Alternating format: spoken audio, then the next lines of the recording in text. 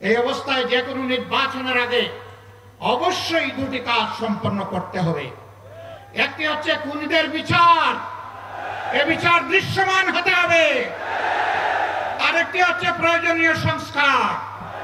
এই দুইটা ছাড়া বাংলাদেশের জনগণ কোনো নির্বাচন মেনে নেবে না।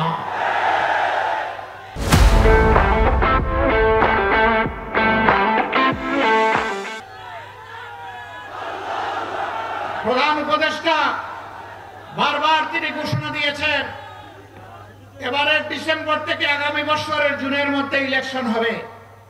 আমরা প্রধান উপদেষ্টাকে বিনয়ের সাথে বলবো, আমরা ইলেকশন চাই, আমরা সুষ্ঠু নির্বাচন চাই।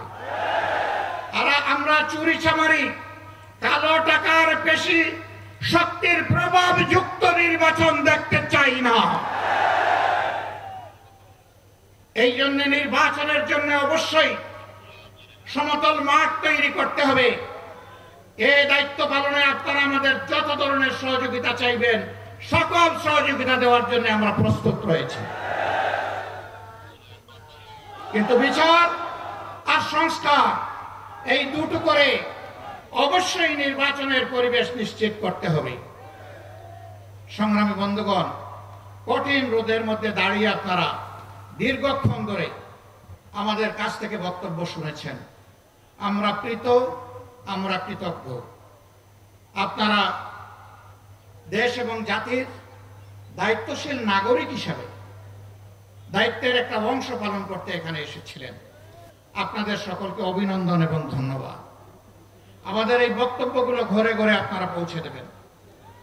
মা বোনদেরকে বলবেন, ইনশাআল্লাহ আগামীর বাংলাদেশ কোরআনের ভিত্তিতে যখন গড়ে তোলা হবে, তখন আপনাদেরকে মায়ের মর্যাদায় মাথায় তুলে আমরা সম্মান করব। বোনদেরকে বলবেন, আপনাদের জন্য এই সমাজকে নিরাপদ এবং মর্যাদাপূর্ণ করে তোলা হবে। মেয়েদেরকে বলবেন, তোমাদেরকে সুনাগরিক হিসাবে গড়ে তোলার জন্য আমরা আমাদের চেষ্টার কোনো ত্রুটি করব না। বিভিন্ন ধর্মের ভাই বোনদেরকে বলবেন, ধর্মের ভিত্তিতে আর বাংলাদেশকে আমরা খণ্ড খণ্ড করতে দেব না।